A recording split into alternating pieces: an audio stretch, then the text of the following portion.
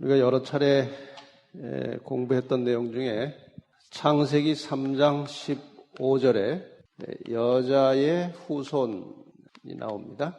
이 창세기 3장 15절에 약속된 이 여자의 후손이 장차 인간을 죄로부터 구원해 주실 예수 그리스도를 가리키는 것이고, 예수님의 탄생이 미리 이제 예언된 기절이 이제 창세기 3장 15절입니다. 이 여자의 후손을 이제 어떤 영어 성경에서는 이 후손이라는 말을 씨앗으로 이제 얘기를 했어요. 씨앗.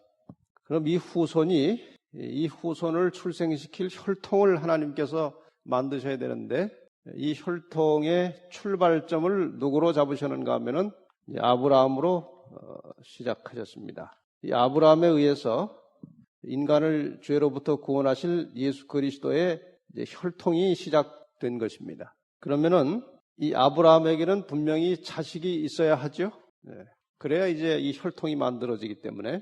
근데 하나님께서 이 아브라함을 통해서 그 한 후손을 주셔야 하는데, 아브라함에게 약속은 해놓고 좀처럼 후손이 잘 나타나질 않았습니다. 그래서 아브라함이 한번 우리가 지난 시간에 배웠던 것을 조금 몇 가지 복습을 하고 조금 더 자세하게 할 부분이 있어서 제가 이 부분을 다시 한번 설명을 드리고 가야 될 것 같아서 지금 서두를 이렇게 꺼냈습니다. 창세기 15장 8절을 한번 보십시다. 창세기 15장 8절. 창세기 15장 8절에 보면 그가는 이제 아브라함이에요. 가로되 주 여호와여, 내가 이 땅으로 업을 삼을 줄을 무엇으로 알리까? 그러니까 이제 하나님께서 아브라함에게 그가 이제 그의 후손들이 점령할 가나안 땅과 그 후손들이 정말 이 하늘의 별처럼, 15장 5절에 보면 그를 이끌고 밖으로 나가 가라사대 하늘을 우러러 뭇별을 셀 수 있나 보라. 또 그에게 이르시되 내 자손이 이와 같으리라. 그렇게 이제 별처럼 자손이 많을 것이라고 말씀을 하시고 이 땅을 내 자손들에게 주겠다고 하셨어요. 그 전에 물론 창세기 12장에 아브라함을 불러내실 때에도 그런 약속을 또 하셨어요. 근데 그 약속을 한 지 꽤 시간이 지났는데도 아무런 이제 무슨 표시가 없으니까 15장에 하나님께서 그 약속을 하실 때에는 아브라함이 아주 조심스럽게 무슨 표시를 하나 보여주십시오. 이제 그렇게 요구를 했어요. 그랬더니 이제 지난번에 우리가 공부한 그 내용이 하나님께서 표시로 주시려고 한 것인데, 9절에 보면 3년 된 암소와 3년 된 염소와 3년 된 수양과 이제 산비둘기와 집비둘기 이런 등등의 제물을 가지고 나와서, 이것도 제사하고는 또 달라요. 나중에 이것이 이제 제물에 쓰여지는 짐승들이 되었습니다만, 어쨌든 그 짐승들을 가지고 와서 짐승을 다 중간을 쪼갰어요.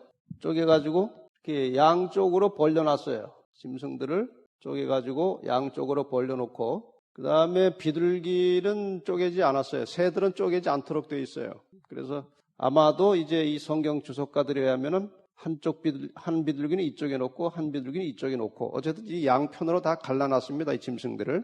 이제 하나님께서 아브라함에게 하신 약속을 반드시 성취해 주시겠다는 하나의 표시로 이제 이 의식을 행하는 것이죠. 그 당시 풍습을 그대로 따라서 하나님께서 아브라함에게 확신을 주시고 있습니다. 하나님께서는 이 성경에 나오는 여러 가지 이야기들을 보면은 그 당시 풍습을 존중하시고, 그렇게 이제 그 하나님과 관계된 사람들에게 이해를 시키면서 일을 해 나가셔요. 아마 요즘에 하나님께서 이제 아브라함을 부르신 일이 있었다면 이런 걸로 하지 않으셨겠죠. 무슨 계약서를 하나 했든지 뭐 다른 방법으로 했겠죠. 그 다음에 이제 여기 성경에는 구체적으로 나오지 않았지만 에레미야 34장 18절 한번 보십시다. 에레미야 34장 18절입니다. 송아지를 둘에 쪼개고 그 두 사이로 지나서 내 앞에 언약을 세우고 그 말을 행치 아니하여 내 언약을 범한 너희를, 그 쪼갠 송아지 사이로 지난 유다 방백들과 예루살렘 방백들과 관원들과 제사장들과 이 땅 모든 백성을 내가 너희 원수의 손과 너희 생명을 찾는 자의 손에 붙이리니 너희 시체가 공중의 새들과 땅 짐승의 식물이 될 것이며. 이 내용을 보시면 이렇게 짐승을 둘로 갈라놓고 이르르 지나갔습니다. 지나가면서 약속을 확실하게 지키겠다는 언약을 했어요. 이스라엘 백성들이. 약속을 해놓고 안 지켰을 때 하나님께서 이들에게 너희들 약속을 안 지켰기 때문에 주변 나라들이 너희 나라 쳐들어와서 멸망시키겠다고 하나님께서 선언하시는 장면이에요. 이것은 굉장히 중요한 약속이에요. 쌍방이 철저하게 약속을 지켜줘야 하는 것입니다. 그러니까 이 15장의 내용은 자세하게 안 나오지만 분명히 쪼개진 사이로 누가 여기를 지나갔겠습니까? 아브라함이 이 사이를 지나감으로 아브라함도 하나님의 말씀을 믿고 하나님도 이제 그 약속을 지키겠다는 거예요. 근데 하나님께서는 아직 일로 안 지나가셨는데 나중에 이제 그 불타는 횃불이 이제 이 사이를 지나감으로 하나님도 그에게 확고한 확증을 주시는 장면이 나옵니다. 그다음에 이제 밤에 하나님께서 이제 저녁 해질 무렵 하나님께서 나타나셨습니다. 그 13절로 16절에 보면 여호와께서 아브라함에게 이르시되 너는 정령이 알라 내 자손이 이방에서 객이 되어 그들을 섬기겠고 자손이 이제 많이 번성하긴 할 텐데 그들이 객이 되어서 그 이방인들을 섬기게 될 것이고 그들은 400년 동안 내 자손을 괴롭게 하리니 400년 동안 누구의 자손이요?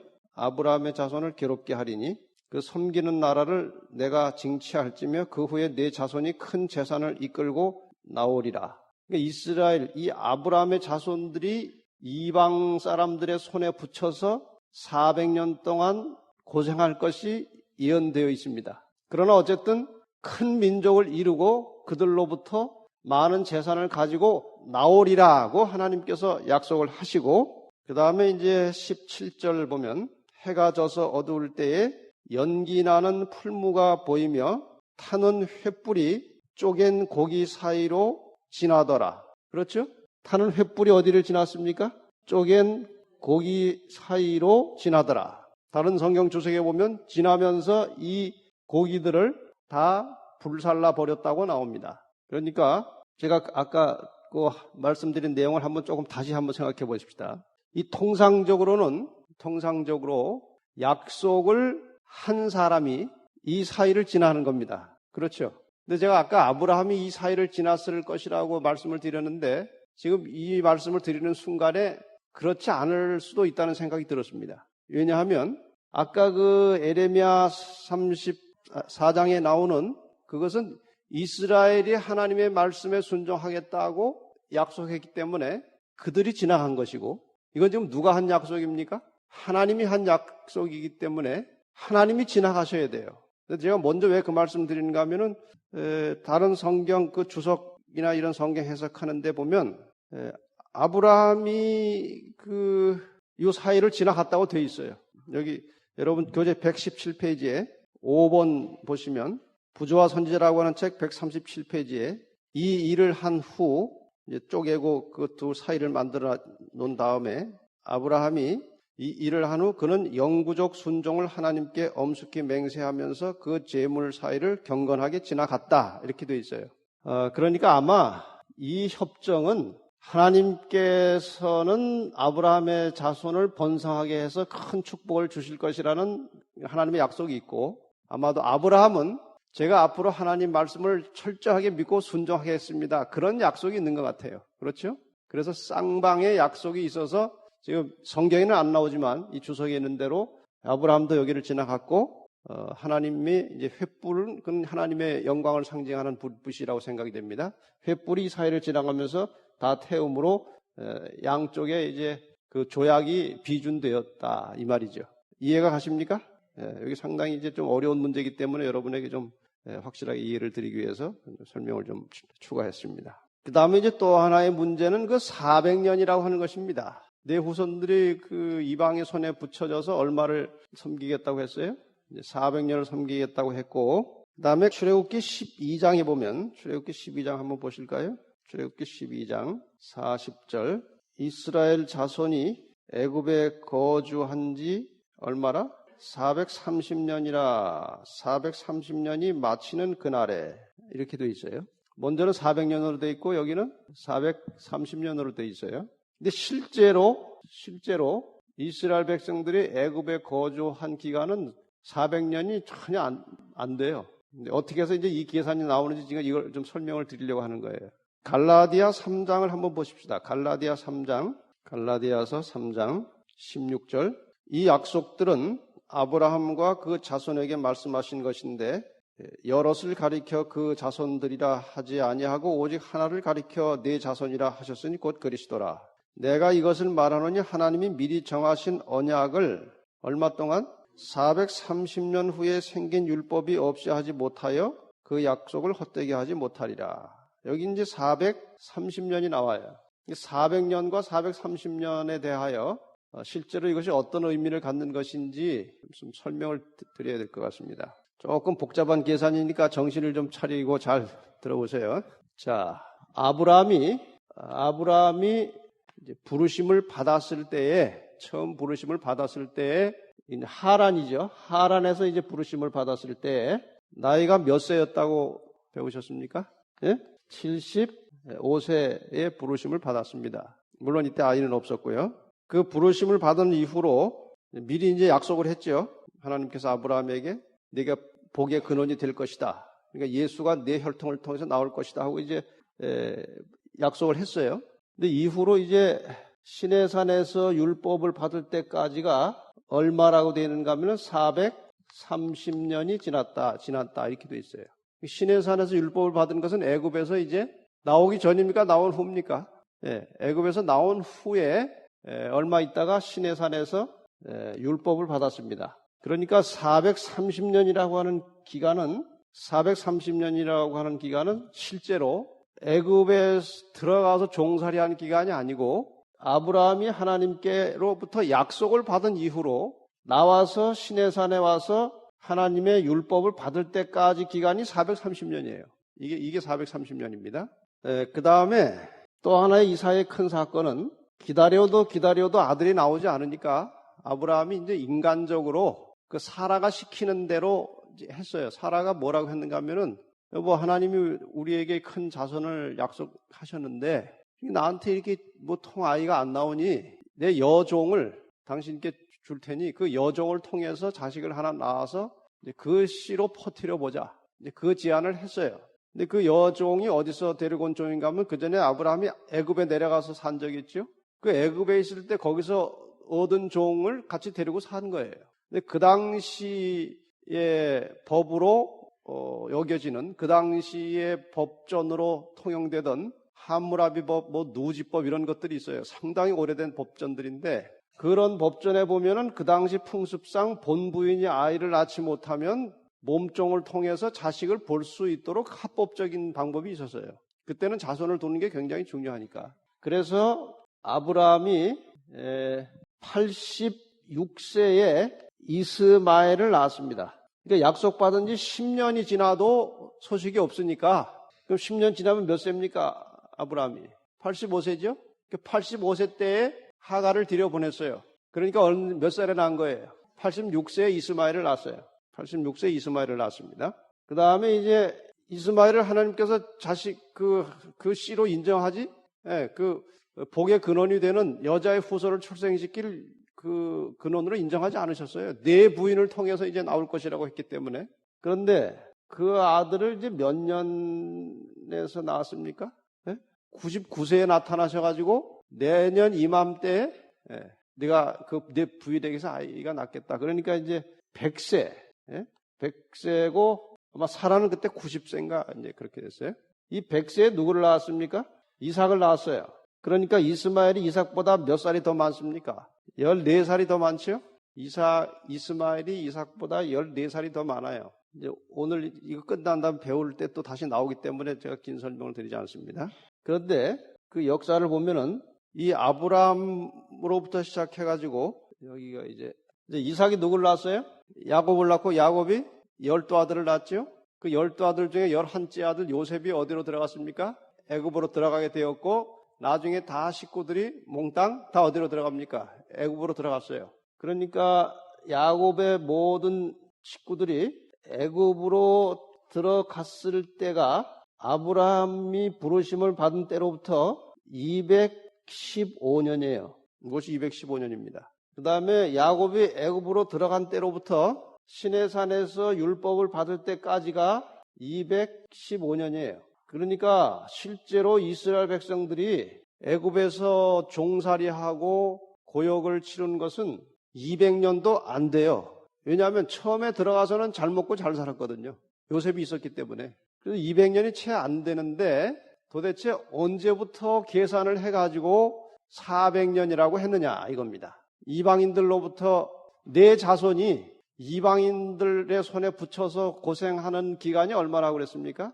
그게 이제 400년이라고 그랬거든요. 그 400년의 시작이 어딘가? 그 400년의 시작을 어디로 보는가 하면은 이삭이 젖을 뗀 후로부터 얼마가 지난지 모르지만 젖된 이후에 이스마엘이 이삭을 괴롭히기 시작했어요. 그러니까 아기 때는 아무것도 모르고 이제 덤벼들질 않으니까 가만히 집에 뒀다가 이 이삭이 젖대고 조금 이제 뭐 말귀를 알아듣고 그냥 말을 하기 시작하니까 누구하고 싸우는 거예요, 지금?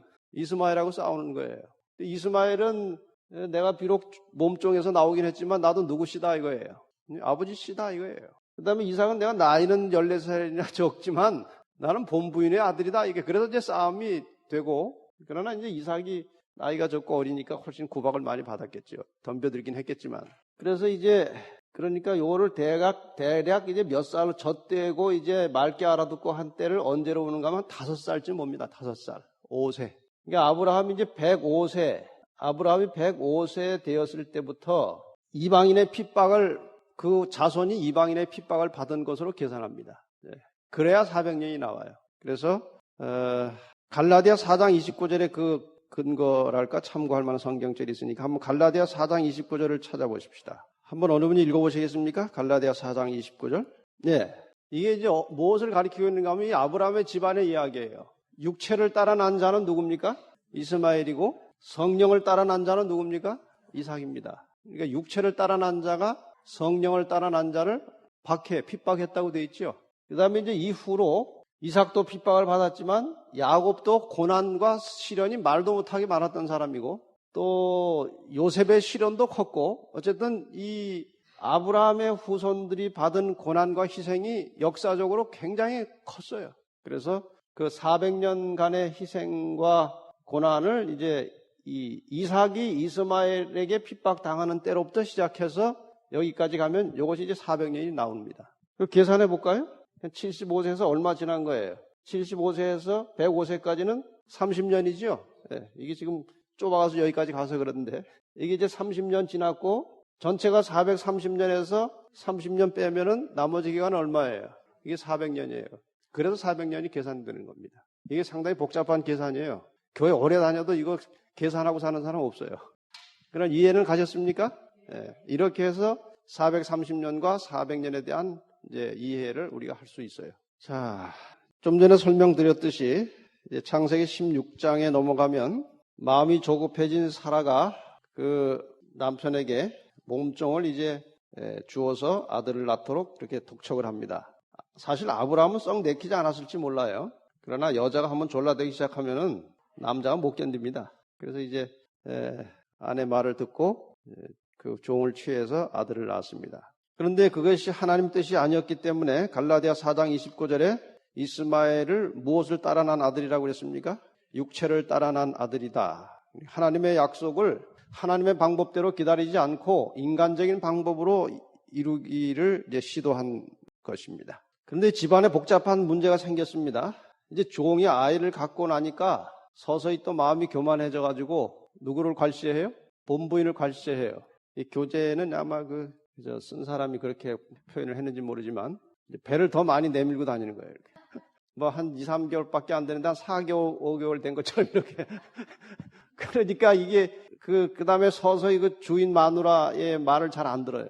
뭐 일 시키면 이거 배가 좀 뭐 무거워가지고 내 지금 못하겠다 그러고.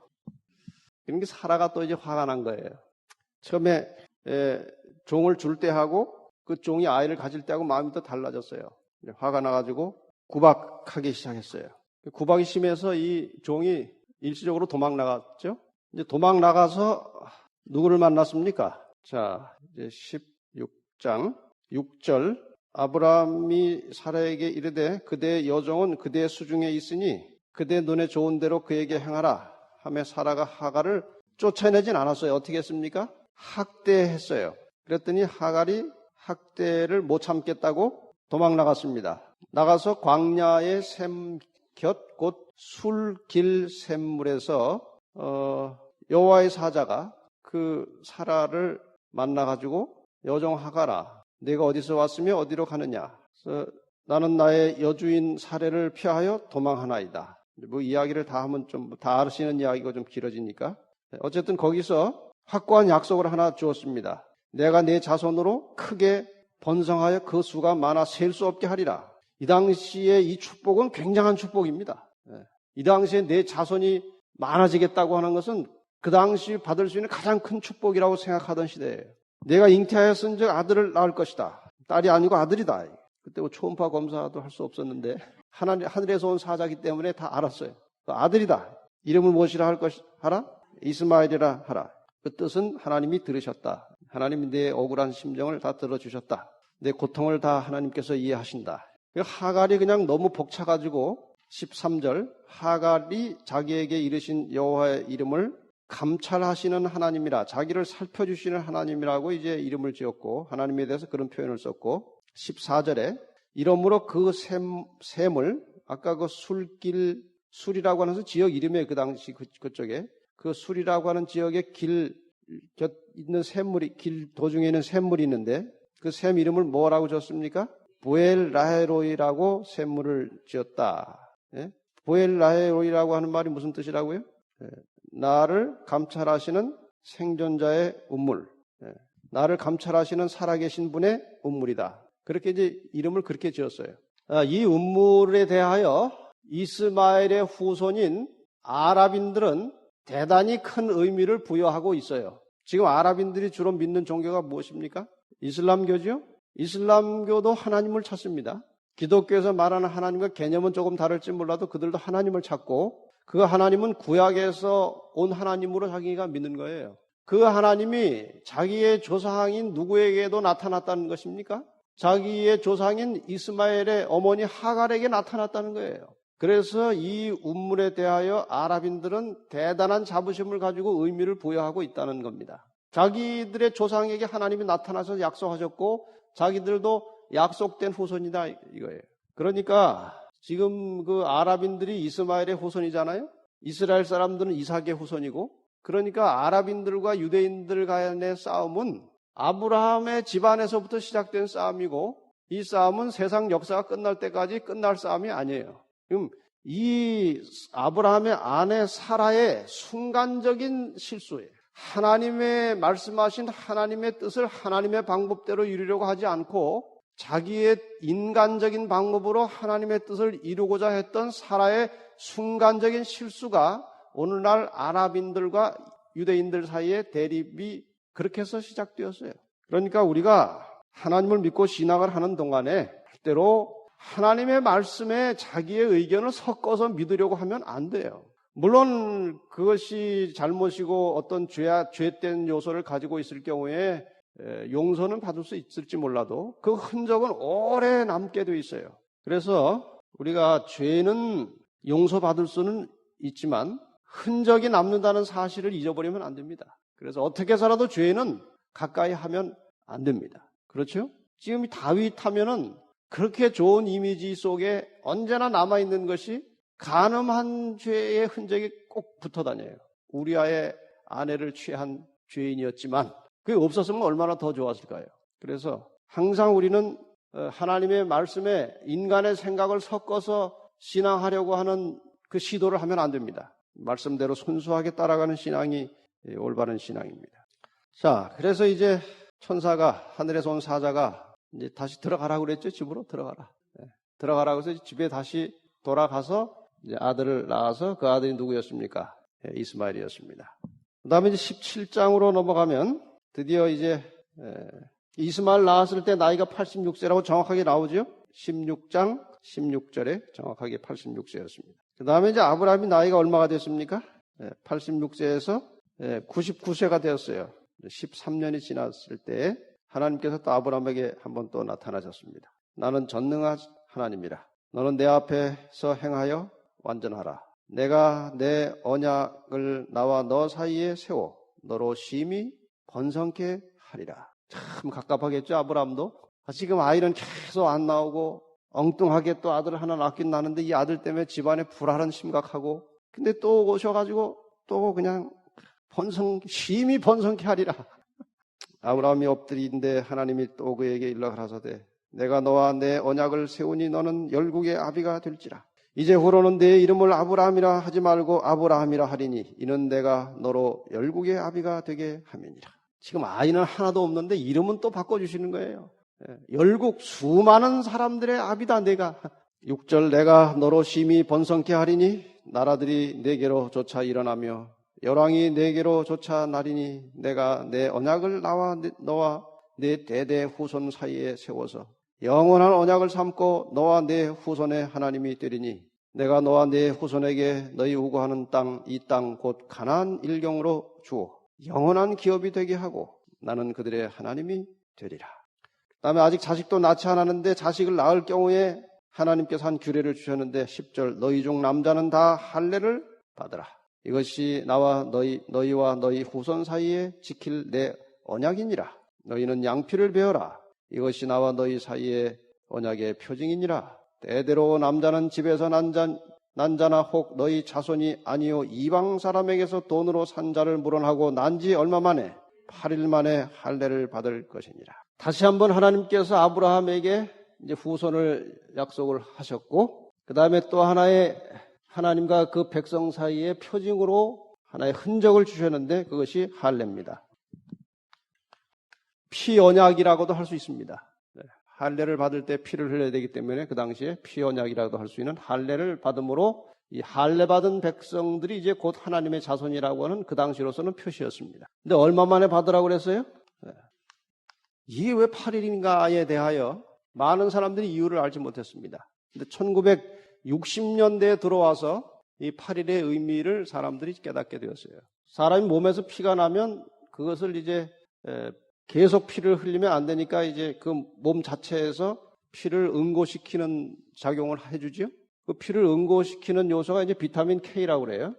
이것이 이제 피를 응고시켜주는 요소인데 이걸 이제 조사를 해보니까 태어나자마자는 이 비타민 K, 이 피를 응고시켜주는 이 비타민 K의 수치가 정상을 100으로 잡을 때에 90 정도 된다고 그래요. 90. 태어나자마자. 근데 이것이 이렇게 감소가 돼서 한 3, 4일이 지나면은 이게 한 30%, 40% 떨어져요.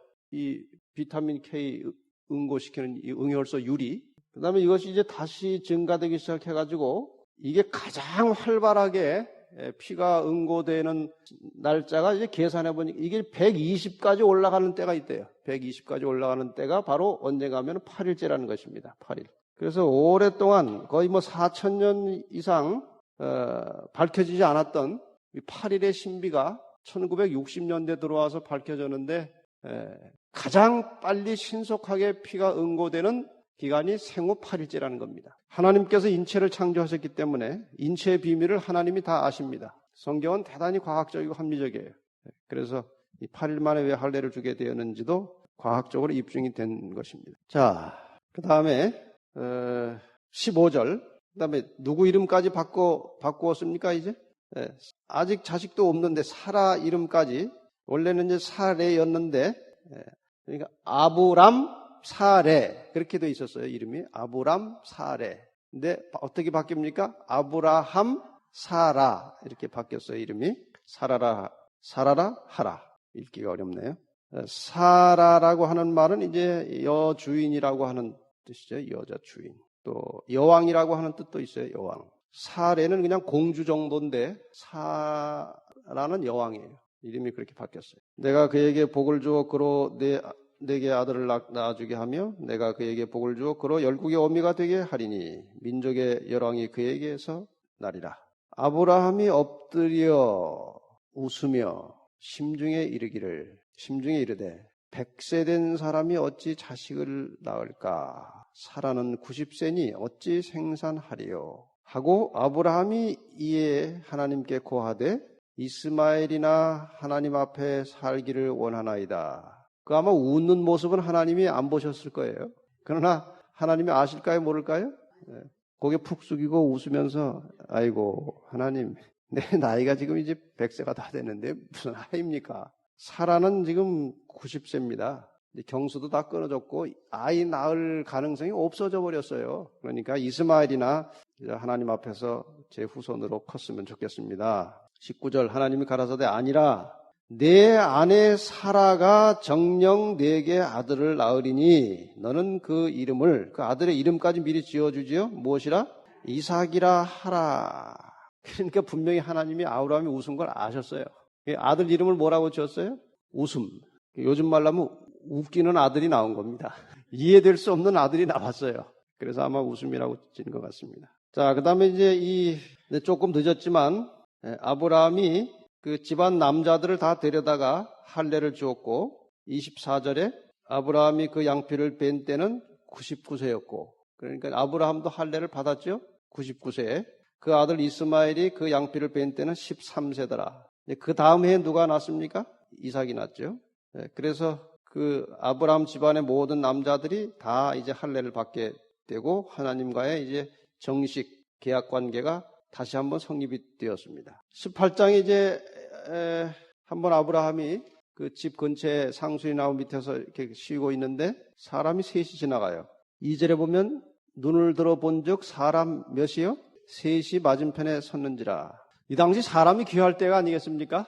그래서 아주 반가워가지고 또 워낙 선한 마음을 가지고 손님 대접하기를 좋아하던 아브라함이기 때문에 쫓아가서 그가 뭐 하늘에서 온 사람들이 누군지 전혀 몰랐습니다. 아브라함은 그냥 세 사람이 서 있었고 즉시로 달려가서 영접해서 몸을 땅에 굽혀 아주 겸손한 모양으로 내 주여 내가 주께 은혜를 입었사하면 원컨대 종을 떠나가지 마시고 그냥 지나가지 마시고 물을 좀 가져와서 발도 좀 씻겨드리고 싶고 여기 나무 아래에서 쉬시면 내가 먹을 것을 좀 가지고 올 테니까 좀 쉬시고 물도 좀 마시고 식사도 좀 하시고 힘을 내서 다시 갈 길을 가십시오.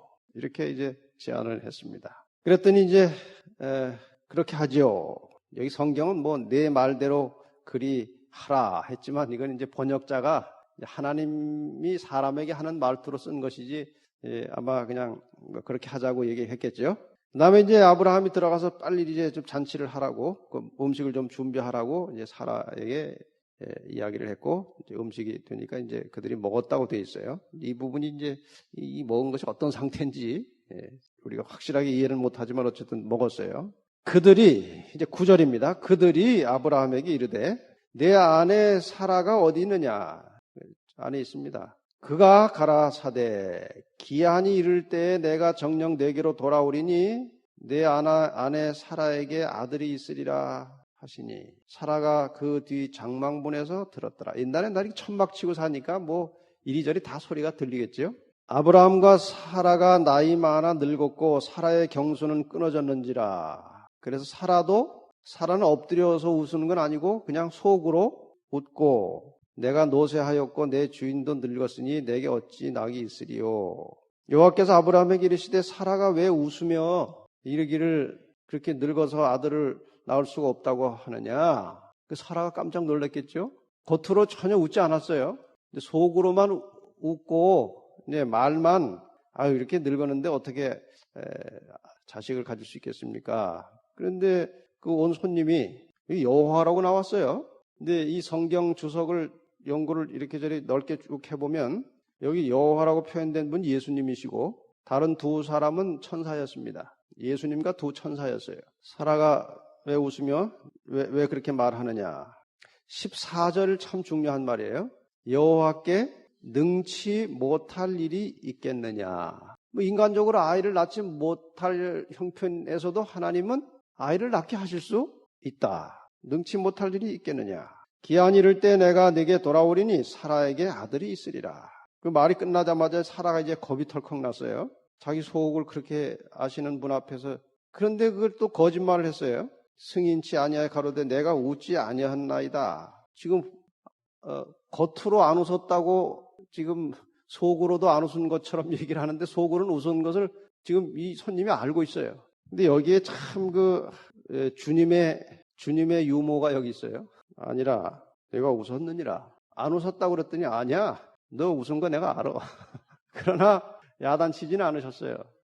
얼마든지 사람으로서 그렇게 할 수 있으니까 다 이해하시고 너 안 웃었다고 얘기는 하지만 내 속으로 웃은 거 내가 다 알아.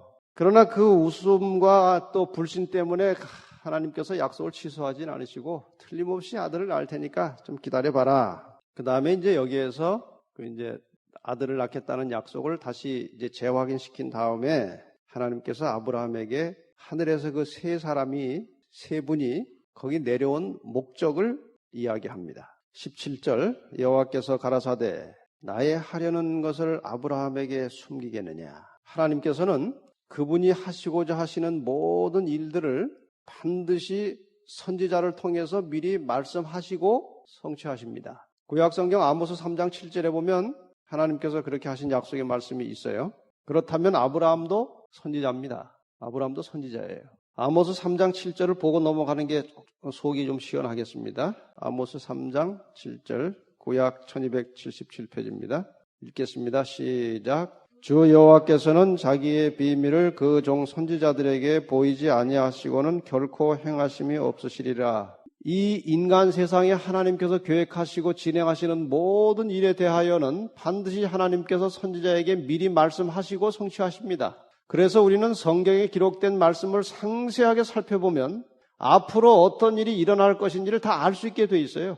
그것을 우리는 예언이라고 합니다. 아브라함에게도 하나님께서 그분이 하시고자 하는 일을 숨기지 않고 다 말씀을 하셨습니다. 18절과 19절은 이제 아브라함에 대한 축복을 다시 한번 이제 약속을 하셨고 19절에 내가 그로 그 자식과 권속에게 명하여 여호와의 도를 지켜 의와 공도를 행하게 하려고 그를 택하였나니 이는 나 여호와가 아브라함에게 대하여 말한 일을 이루려 함이니라.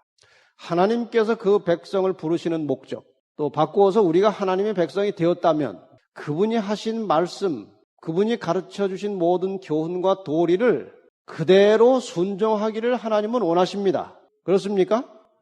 지금 여기에도 그 말씀이 반복돼서 나오는 것입니다. 그로 그 자식과 권속에게 명하여 여호와의 도를 지켜 의와 공도를 행하게 하려고 그를 택했다. 다시 말하면 하나님께서 이 땅에 사람들을 선택하시는 것은 그 선택된 사람들이, 그 부르심을 받은 사람들이 하나님의 말씀을 잘 깨닫고 그 말씀을 지킴으로써 그 결과로 나타나는 많은 영적, 육적인 축복들을 보고 다른 사람들도 하나님을 찾도록 하기 위해서 하나님이 사람을 부르십니다. 그래서 그분의 부르심에 응답한 하나님의 백성들은 최선을 다해서 하나님의 말씀을 밝히 배우고 깨닫고 이해하고 순종하는 것이 도리입니다. 그 다음에 이제 하나님께서 왜 오셨는지 20절 여호와께서 또 가라사대 소돔과 고모라에 대한 부르짖음이 크고 그 죄악이 심히 중하니 내가 이제 내려가서 그 모든 행한 것이 과연 내게 들린 부르짖음과 같은지 그렇지 않은지 내가 보고 알려 하노라. 그 하나님은 뭐 가서 봐야 알고 안 가면 모르고 하시는 분은 아니지만 그 하나님의 이 땅에 이 아브라함 집에 근처에 오신 그 목적을 인간적인 표현으로 이렇게 했을 뿐이지 하나님이 그거 뭐 가셔야 확인해야 아십니까? 성경에 그런 표현이 많아요. 하나님께서 다 아시지만 인간적인 표현으로 그런 그 문장으로 기록되는 것들이 많이 있어요. 그 다음에 이제 내가 이제 다시 말하면 이 소돔과 고모라의 죄악이 가득 찼기 때문에 멸망하러 왔다 그랬어요. 22절을 주의해서 보시기 바랍니다. 그 사람들이 거기서 떠나 소돔으로 향하여 가고 아브라함은 여호와 앞에 그대로 섰더니 세 사람이 왔었죠. 근데 두 사람은 어디로 갔어요? 소돔 쪽으로 가고 한 분 그리스도는 여기 여호와 이름으로 나왔지만 그분은 그리스도이십니다. 여호와는 아브라함과 대화를 계속하고 있었어요. 그때 이제 아브라함이 지금 소돔 고모라가 멸망된다고 하니까 누구 생각이 났습니까? 그 소돔에 살고 있는 조카 롯 생각이 났습니다. 롯도 같이 이제 죽을 수밖에 없는 형편이 되었기 때문에 23절에 아브라함이 이제 여호와께 물었어요. 가까이 나아가 가로되 주께서 의인을 악인과 함께 멸하시려나이까. 그 성중에 의인 50인이 있을지라도 주께서 그것을 멸하시고 그 50 의인을 위하여 용서치 아니하시리까. 지금 이 소돔의 정확한 인구는 모르지만 어쨌든 그 추측, 그 학자들이 이제 계산한 바에 의하면 수십만이 살고 있는 도시였어요.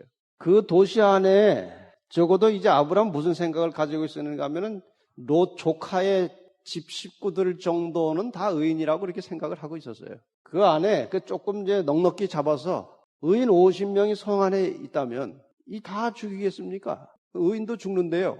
그런데 하나님께서 의인 50명이라도 있으면 내가 이 소돔을 멸망하지 않는다.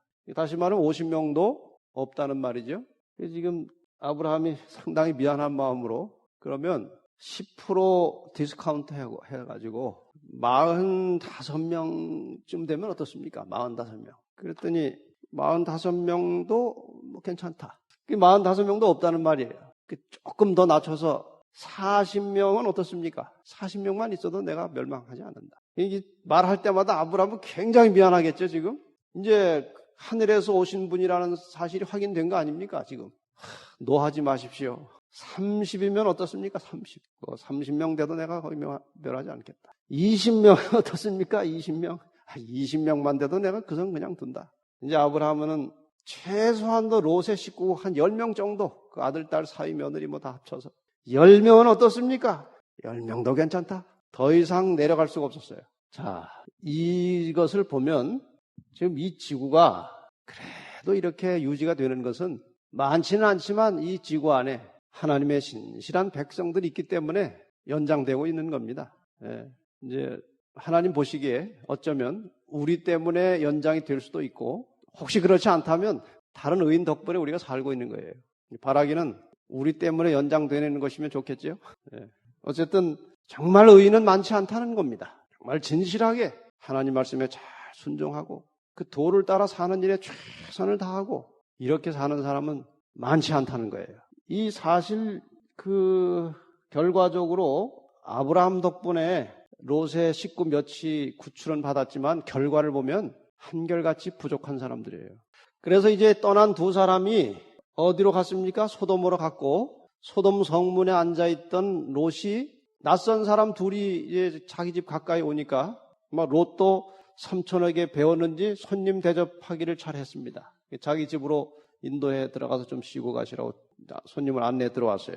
19장에 보면 날이 저물 때에 그 두 천사가 이제 여기 천사로 아예 바뀌어서 나옵니다. 소돔에 왔고 성문에 있던 롯이 그들을 영접해서 집으로 들어갔습니다. 그런데 4절 그들이 눕기 전에 그 성사람 곧 소돔 백성들이 물온 노소하고 사방에서 다 모여 그 집을 에워싸고 롯을 부르고 그에게 이르되 이 저녁에 내게 온 사람이 어디 있느냐 이끌어내라 우리가 그들을 상관하리라. 롯이 문 밖에 무리에게로 나가서 뒤로 문을 닫고 이르되 청하노니 이 형제들아 이런 악을 행치 말라. 지금 이 사람들이 와가지고 뭘 하겠다고 그랬어요? 그들을 상관하리라 했는데 이런 악을 행치 말라고 한 거 보니까 그 상관한다는 게 악이에요. 악. 그렇죠? 이런 악을 행치 말라. 내가 남자를 가까이 아니한 두 딸이 있노라. 청컨대 내가 그들을 너희에게로 이끌어 내리니 너희 눈에 좋은 대로 그들에게 행하고 이 사람들은 내 집에 들어왔은즉 이 사람들에게는 아무 짓도 하지 말라. 자, 참 이해하기 어려운 상황이 벌어졌어요. 이제 저녁 무렵에 롯의 집에 낯선 사람 둘이 들어왔습니다. 사람들이 이제 봤겠지요. 주변에 있던 사람들이. 그래서 동네에 퍼졌어요. 이제 이 롯 집에 수상한 사람 둘이 들어갔다. 두 남자가 들어갔다. 그래서 사람들이 막 이렇게 떼거리로 저녁에 몰려왔어요. 몰려와서 이제 문을 두드리면서 끌어내라. 근데 지금 여기 그들을 끌어내라, 우리가 그들을 상관하리라고 하는 말은 그 NIV 또 다른 영어 성경책에 보면은 영어 공부를 잠깐 하겠습니다. Bring them out to us 이렇게 돼 있어요. 앞에. 그다음에 so that we can have sex with them 이렇게 되어 있습니다. 이게 bring out이라고 하는 것은 끌어내라는 말이고 them이라고 하는 것은 지금 이 두 사람들을 끌어내라는 것이고 to us는 우리에게 두 사람을 끌어내라. 두 남자예요. 끌어내서 so that 어떻게 우리가 할 수 있도록 we can have sex with them. 그러니까 이 들어간 두 남자와 성관계를 할 테니 끌어내라는 겁니다. 그러니까 이제 롯이 웬 이런 나쁜 짓을 너희가 하느냐? 차라리 내 두 처녀 딸을 데리고 갈지언정 이 사람들에게는 그렇게 하면 안 된다. 이게 손님들인데 그러면 안 된다. 그랬더니 이 사람들이 성이 나가지고 이것이 어디서 너도 뭐 들어온 지 얼마 안 된 것이 뭐 우리 훈계하느냐 말이야. 그 이제 롯을 해치려고 할 때에 이 안에 두 사람이 나와가지고 문을 열고 롯을 끌어들인 다음에 딱 무슨 명령을 하니까 여기 밖에 있던 사람들이 다 뭐가 됐어요? 장님이 됐어요. 그래서 결국 이제 뜻을 이루지 못하고 이 장님이 풀어졌는지 안 풀어졌는지는 모르겠어요. 평생 장님으로 살았는지 그거는 성경에 안 나오니까 모르고요. 어쨌든 이 사람들이 이제 다 흩어져서 뜻을 이루지 못하고 갔고 이제 그 다음날 아마 이른 아침에 이제 드디어 롯을 이제 끌어내려고 이제 이 천사들이 하는 겁니다. 그 내용은 이제 어디서부터 나오는가 하면은 지금 드린 이야기는 이제 11절까지 12절 그 사람들이 롯에게 이르되 이 외에 내게 속한 자가 또 있느냐 지금 집안에 딸이 둘 있었죠. 내 사위나 자녀나 성 중에 내게 속한 자들을 다 성 밖으로 이끌어내라. 그들에 대하여 부르짖음이 여호와 앞에 크므로 여호와께서 우리로 이곳을 멸하러 보내셨나니 우리가 멸하리라. 자, 왜 이 소돔성을 멸하러 오셨습니까?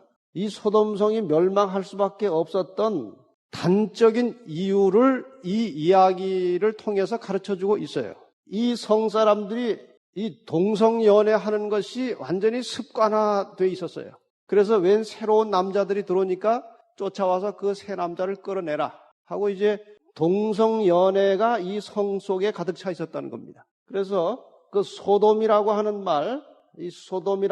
말을 사전에서 찾아보면 이 소돔이라는 말에서 유래한 단어들이 몇 개 있는데 그 중에 하나가 사도마이트라고 하는 단어예요. 이 사도마이트라고 하는 단어가 이제 남색자, 동성연애자 그런 뜻이 있어요. 그만큼 이 소돔은 성적인 타락이 극도에 달해서 더 이상 하나님께서 방치할 수 없는 상황이 되었습니다. 여기에 대하여 유다서 1장 7절에서 아주 확고하게 단정해서 설명을 하고 있기 때문에 유다서 1장 7절을 보고 넘어가겠습니다. 소돔과 고모라와 그 이웃 도시들도 저희와 같은 모양으로 간음을 행하며 다른 색을 따라가다가 영원한 불의 형벌을 받음으로 거울이 되었느니라. 이 다른 색이라고 하는 것은 남녀 간의 관계가 아니고 남성과 남성, 여성과 여성의 성적인 관계를 다른 색이라고 합니다. 그래서 동성연애 하다가 그것이 아주 극도에 달했을 때에 하나님께서 진노의 불을 내리셨습니다. 그래서 이 동성연애는 역사의 말기 현상입니다. 근데 지금 이것이 온 세상을 넘실거리면서 덮어가고 있어요. 지금 대학가에서는 그전에 숨어서 은밀하게 하던 동성애가 완전히 공개적으로 그 클럽이 있어요. 서클이 있어서 1년에 한 번씩 동성애 하는 대학생들끼리 모여서 축제도 하고 아주 공개적으로 하고 있어요. 그리고 이제 거의 죄의식이 없어져 가고 있고 그 샌프란시스코 어느 한 거리에 가면은 거리 전체가 이제 동성애자들끼리 모여 사는 거리가 있어서 완전히 그냥 깃발을 걸고 해요. 무지개 색깔의 그 깃발을 이렇게 꽂아놓고 그 무지개 색깔 꽂힌 집은 다 동성연애자들이 사는 집이에요. 근데 그 무지개 깃발이 그냥 도로에 쫙 꽂혀 있어요.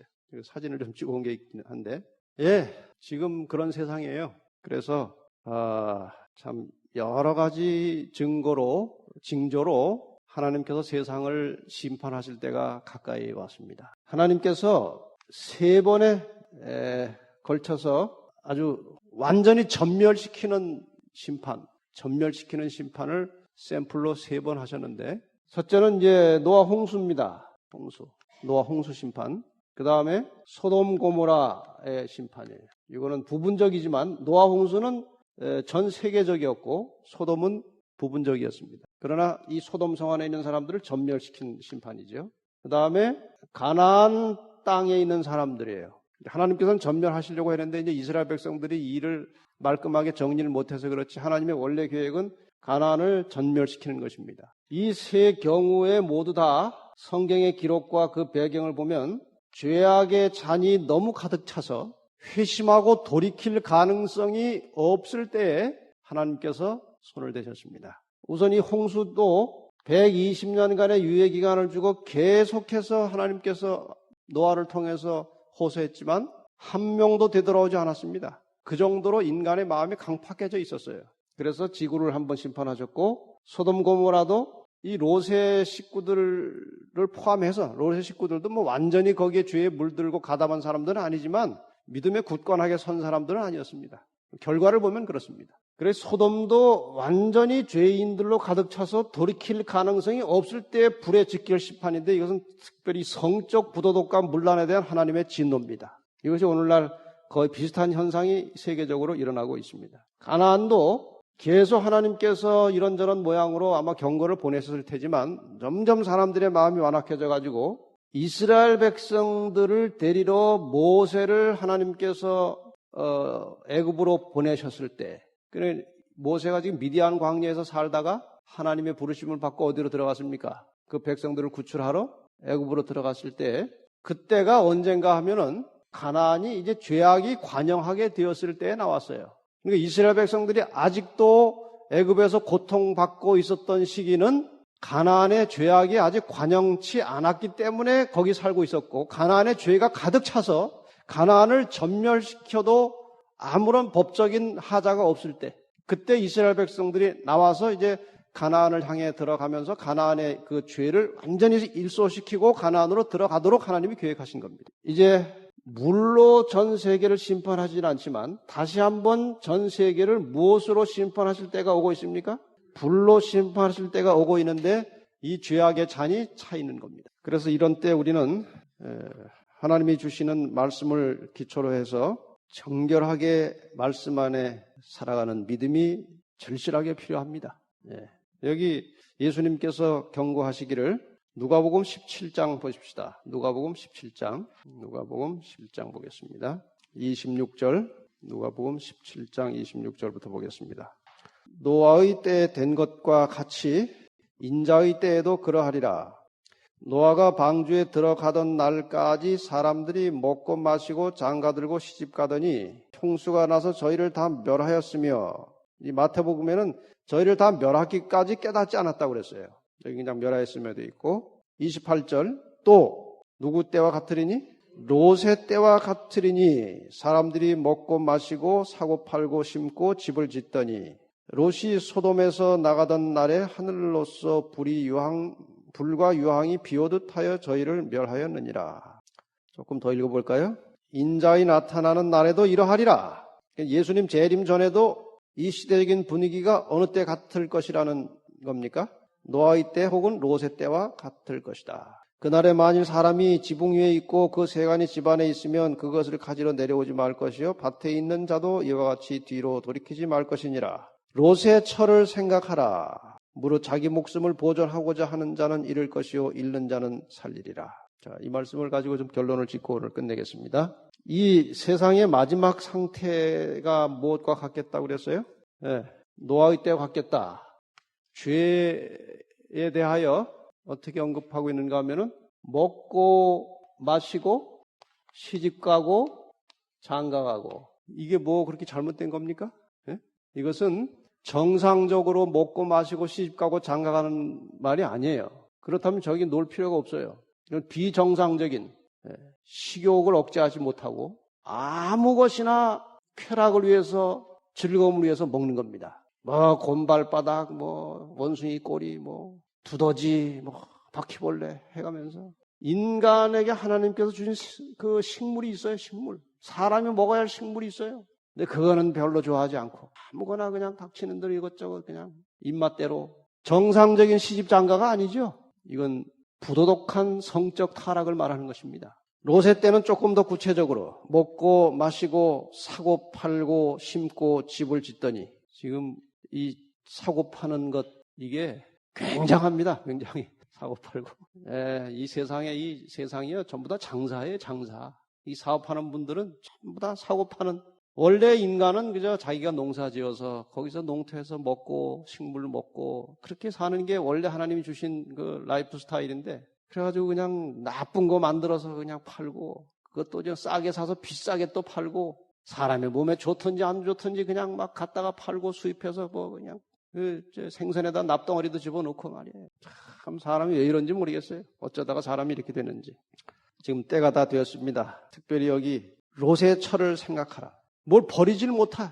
애착을 버리질 못해요. 진리도 알고 구원받을 길도 알면서도 그 익숙해져 있는 그 생활 습관, 뭐 이런저런 관계들, 이런 것들을 정리가 안 돼가지고 롯의 처는 반강제적으로 구원을 사실 받았어요. 받아서 막 가다가 잊혀지질 않는 거예요. 이게 뒤에 그 재산들 다 타는 거, 또 딸 사위 생각하니까 절대로 뒤돌아보지 말라고 그랬거든요. 그거 쳐다보다가 소음기둥이 되어버렸습니다. 자기 목숨을 보존하고자 하는 자는 잃을 것이요 잃는 자는 살리리라. 이 말은 하나님의 말씀을 순종하는 일을 위해서 목숨을 걸고 투쟁하는 사람들은 살 것입니다. 현실에 이런저런 편하고 아니란 삶을 위해서 하나님 말씀 순종하는 일을 소홀히 하고 자꾸 뒤돌아보는 자는 결국 목숨을 잃는다는 것이에요.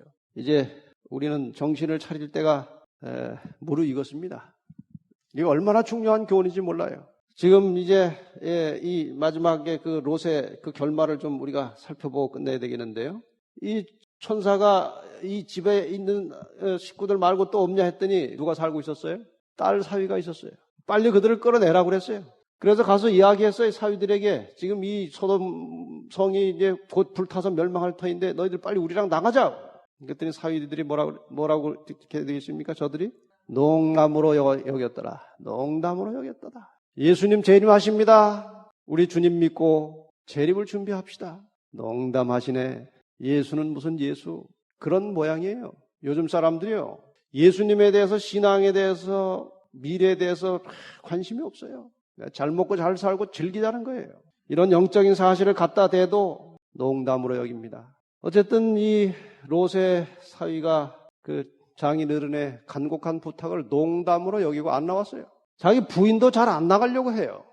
딸도 잘 안 나가려고 그래요. 그래서 손을 끌고 막 천사가 반강제로 끌어내가지고 빨리 나가라는 거예요. 빨리 이 성이 이제 곧 불이 내려올 텐데 빨리 나가라.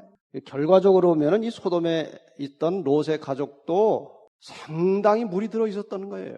그가 하나님을 알고 신앙의 순결을 지키려고 대단히 노력을 했지만 늘 보는 것이 죄된 환경이고 죄된 공기 속에서 사니까 자기도 모르는 사이에 가족들이 물들어 갔어요. 은연중에 물이 들어 있었기 때문에 마지막 결단의 위기가 왔을 때 결단을 내리지 못합니다. 아마 롯이 심판이 오면 내가 언제라도 나가지. 나 하나님 믿고 사는데 아마 그랬을 겁니다. 그러나 막상 결단의 시간이 왔을 때에는 이미 그 죄악된 생활에 익숙해져 있었기 때문에 대단히 큰 죄를 짓는 건 아니지만 이미 그러한 환경과 분위기에 익숙해져 있기 때문에 그 결단의 순간에 출발하기가 쉽지 않았다는 겁니다. 그래서 우리는 항상 하나님의 말씀으로 순결하게 우리의 신앙을 지켜야 결단의 때가 올 때 신속하게 움직일 수 있어요.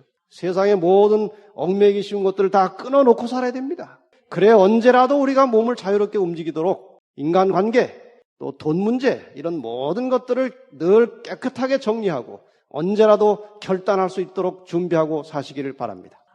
그래서 결국 준비가 안 된 이 식구들 끌어나오는데 상당히 힘이 들었어요. 결국 가다가 그 부인은 잃었고 끝까지 두 딸이 나갔지만 도착한 이후에 이 딸이 또 죄된 이 성 안에서 보던 죄된 것들을 배웠기 때문에 자손을 번식하는 일에 대해서 인간적인 우려로 인해서 아버지에게 술을 마시게 하고 아버지와 관계를 맺고 두 딸이 각각 자손을 보는 그런 아주 어처구니 없는 끔찍한 죄를 저질렀고 그 자손들이 모압과 에돔의 조상들이 되었는데 아주 심한 우상 숭배가 심하고 하나님 백성들을 괴롭히는 아주 못된 민족이 되었어요. 여기서 심겨진 것들이에요. 다시 한번 우리는 이러한 역사적 교훈을 통해서 오늘 우리가 어떻게 살아야 될지 귀한 교훈을 얻게 되었습니다. 아무쪼록 나와 내 집이 언제라도 이 세상을 떠나갈 수 있도록 항상 정결하게 말씀으로 준비된 삶이 되시기를 바라면서 말씀을 마치겠습니다.